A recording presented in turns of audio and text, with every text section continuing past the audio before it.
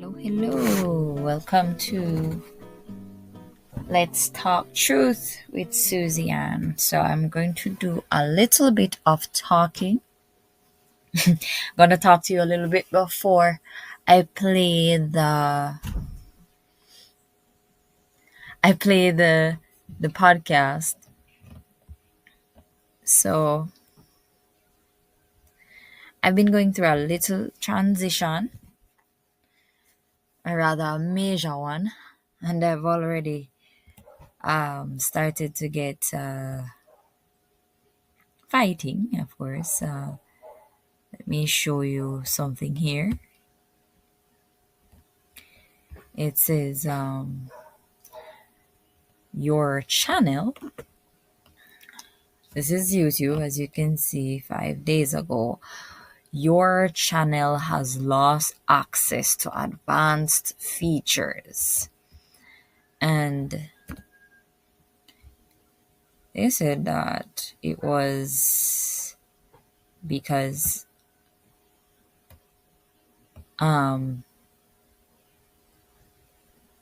it has lost access to advanced features. This may have happened because your channel did not follow our community guidelines, which is funny because I didn't do anything. All I did was take down all of my videos and I only left one video. But of course, you know that Google does spy on your stuff. Yeah, so what they see me doing on other places, they kind of knew where I was heading and they want to put a stop to that. So what they actually stopped me from doing, which is a part of the advanced features, is that I cannot put any links to outside sites. But we know that that's not going to stop us because I can just put this at you, screenshot it, and you go straight to where the information is. So we're just going to move right along. Okay, so what I'm going to talk about today, my stuff is all over the place. First, I'm using this thing. I have never recorded my screen before, so just bear with me. I'm gonna get used to it, but this is really how I'm going to go about it nowadays. So let's get to it. This is Luke 5 verses 36 to 39. It says, "And he spake also a parable unto them. No man putteth a piece of a new garment upon an old. If otherwise, then both the new maketh a rent, and the piece that was taken out of the new agreeth not with the old. And no man putteth new wine into old bottles, else the new wine will burst the bottles and be spilled, and the bottles shall perish. But new wine must be put into new bottles, and both are preserved. No man also, having drunk old wine, straightway desireth the new." So what that means, for us to receive new information, we must be transformed by the renewing of our minds. And as I've said in previous podcasts, I said do not get stuck. I'm going to actually repost that. I took it down and I'm going to repost that because it's something that we need to reiterate. Not getting stuck in anything. We need to be flowing like water. We need to continue moving no matter what it is that we find out. We should not be afraid of new information because with everything that is going on, we need to be made aware because so much lies and all of that. And I've been through much with this. Okay, so I'm going to play the podcast and show you what's been happening with me. You know, it has been a an eye-opening couple of months, but you know, soNINI, which I'm going to introduce to you in a moment, is bringing us to bigger and greater things. So just stay tuned.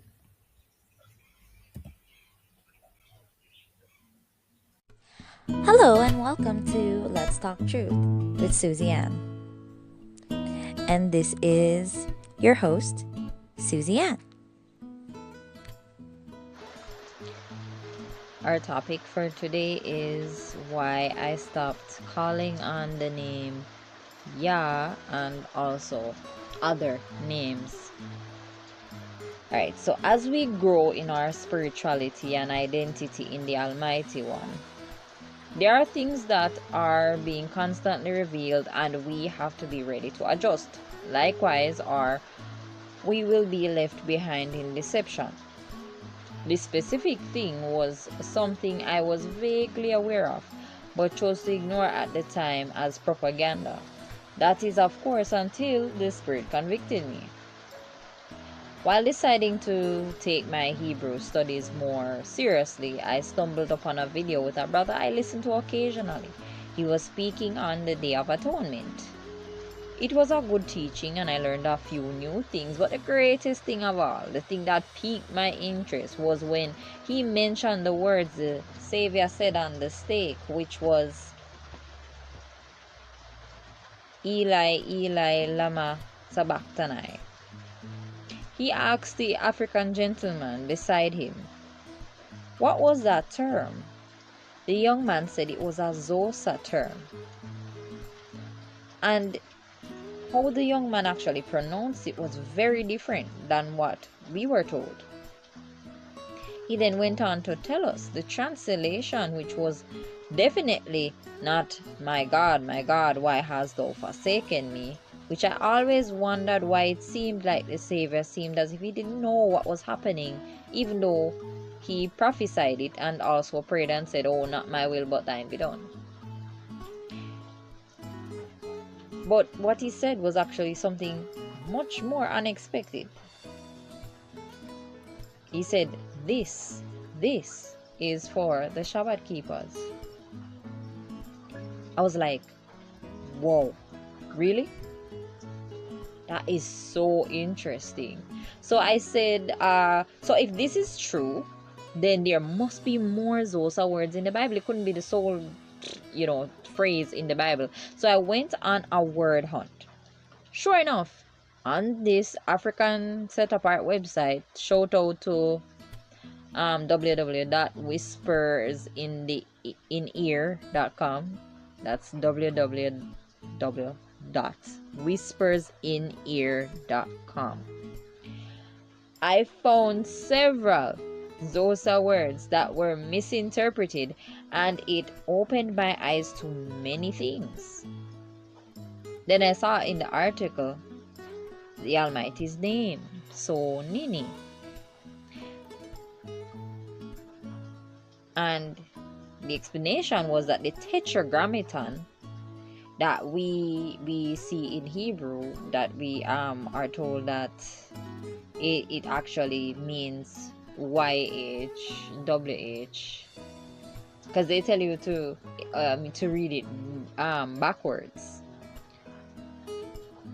But the reality is they actually wanted to hide the name Nini, so they could facilitate their Egyptian god worship. And yes, I said Egyptian god. What am I talking about? Well, I'm about to get to that.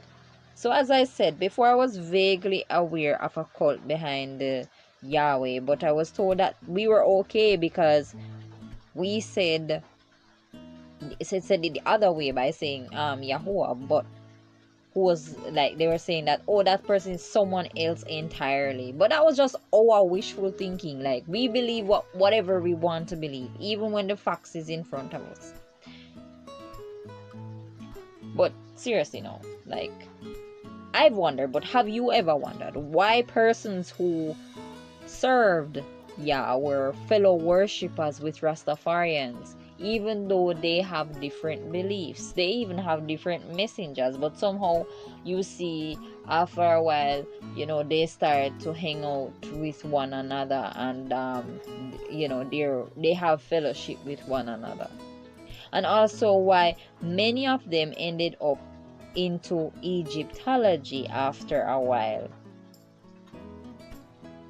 Well, I did.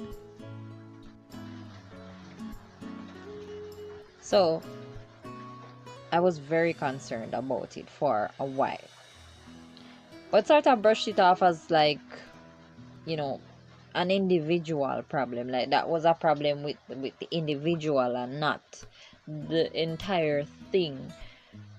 And then I finally looked at the info and matched it with my own experiences, as I mentioned before.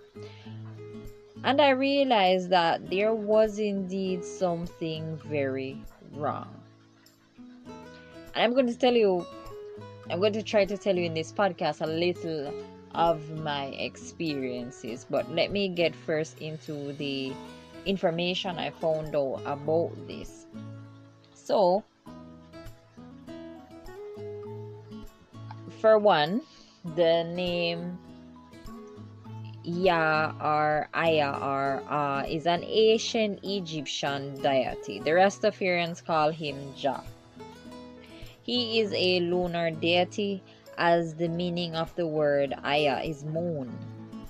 During the initial stage of development, YAH emerged as an independent deity, but he was later absorbed by another important ancient Egyptian moon deity, Khonsu.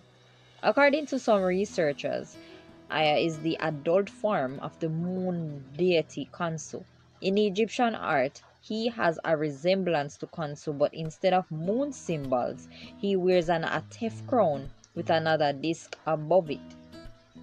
He also has the divine beard. Notice the divine beard. Like, what you realize with all of these religions, whether it's Islam or if, these people, or people that are, calling upon YAH and whatever, all of them start growing this really long beard. No, I don't know, because, in the scriptures it actually tells that, we should, not mar the corners of our beard, and we should poll our heads. And people say that, that was just like, they did something to the scriptures, and now you see all these men growing their hair and kin growing their hair. I always had cornrowing their hair. I always had an issue in my spirit when I saw men with long hair, because I believe, like, I don't know, there's just something about it. Maybe one day I'm going to get clarity, because I usually feel things in my spirit first before I see it on paper. But I don't think that. So I think the long hair thing and the whole long beard thing is really coming from these idols. So, and I'm talking about long hair on men. So as it says here, that this idol has a divine beard, a common feature in Egyptian art. So it's common in Egyptian art. Just note that. Sometimes he wears a long tripartite wig, again, long hair, and carries a tall staff. The Book of the Dead also mentions his existence, where he says that and he is quoting that he is the moon god and the dweller among the gods. So you can read more detailed info at ancientegyptianfacts.com/YAH the lunar god. That's ancientegyptianfacts.com/YAH the lunar god. Or you can read about it on Wikipedia. Moving on, number 2.